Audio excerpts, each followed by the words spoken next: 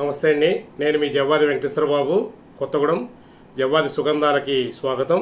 మరి ఇవాళ టాపిక్ ఏంటంటే, ఈ రైతన్నలు వ్యవసాయ కార్మికుల యొక్క చేతులు కాళ్ళు తెగిపోవడానికి కారణమైనటువంటి తాగుబోతుల గురించి మనం ఇప్పుడు టాపిక్. అయితే దానికి ముందు నా విజ్ఞప్తి ఏంటంటే, మీరందరూ ఇప్పటివరకు నన్ను బాగా ఎంకరేజ్ చేశారు. సబ్స్క్రిప్షన్స్ పెరుగుతూ ఉన్నాయి, లైక్స్ పెరుగుతూ ఉన్నాయి, మన షేరింగ్ పెరుగుతూ ఉంది. అదేవిధంగా మీరు ప్రతి ఒక్కరు కూడా ఒక 10 మందితోటి నాకు సబ్స్క్రిప్షన్ ఇప్పించి మీకు కావాల్సిన కొత్త టాపిక్లు ఏంటో తెలియజేస్తే ఆ టాపిక్స్ మీద నేను వీడియోలు చేయడానికి సిద్ధంగా ఉన్నాను.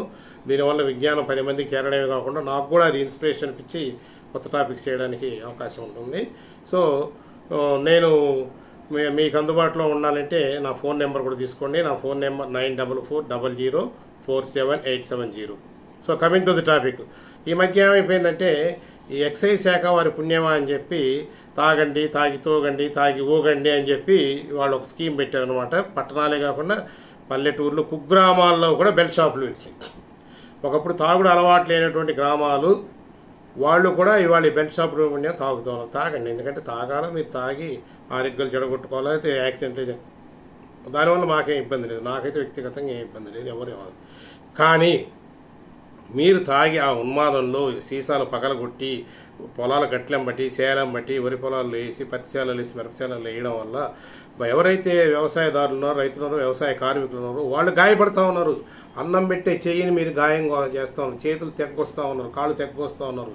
దురదృష్టం ఏంటంటే, మన భారతదేశంలో బేర్ ఫుట్ తోటే వ్యవసాయాలకు వెళ్తారు, చేతులు కూడా గ్లౌస్ వేసుకోరు. వాళ్ళకి తెలిసిందల్లా అందరికీ కడుపు నింపాలా, పంటలు పండించాలా, అందరికీ అన్నం పెట్టాలనేది రైతన్న.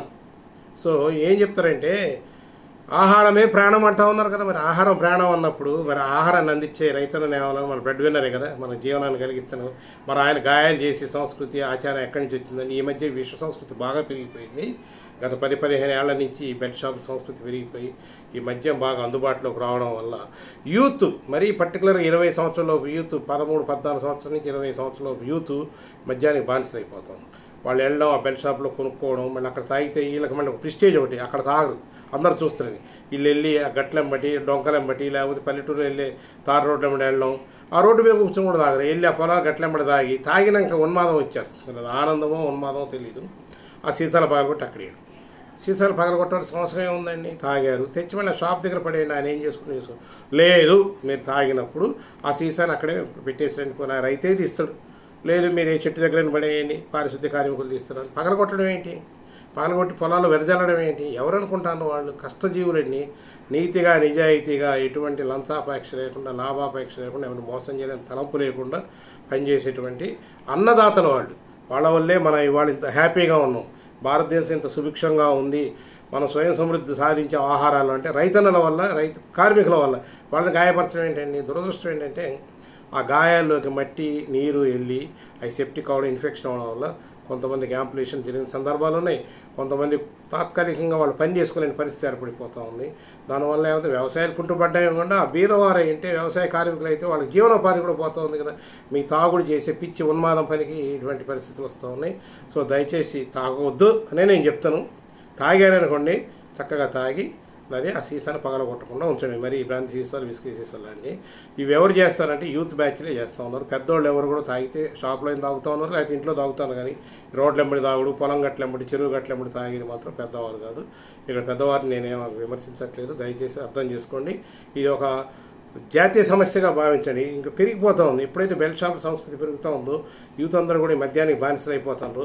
తెలియకుండా ఈ విష సర్కిల్లో పడిపోయి వాళ్ళు ఈ రకంగా పనులు చేస్తూ ఆ తాగిన ఆనందంలో మరి ఫ్రెండ్స్లో అది హీరోయిజం అనుకుంటా ఉన్నారు, క్రూరత్వం అనుకుంటున్నారు, తెలియదు. కానీ సీసాల పగలగొట్టి పొలాలంతా వెదజల్లుతూ ఉన్నారు. ఇక నుంచి నా వీడియో చూసి 10 మంది మారినా కూడా 10 మంది రైతన్నలు, రైతు కార్మికులకి చేతులు తెక్కకుండా ఉంటే నాకు అదే ఆనందం.